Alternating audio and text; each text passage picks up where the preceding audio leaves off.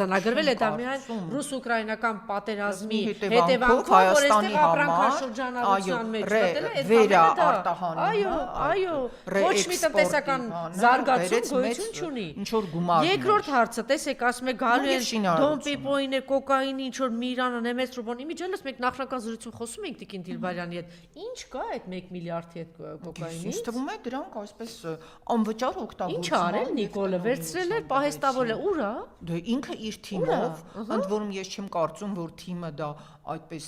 ինքնագլուխ է անում եւ միայնակ, դա անցել է կամ անվճար սպառման, կամ անվճար իրացման։ Դուք գիտենք, բոլորս գիտենք, որ կոկաինը համարվում է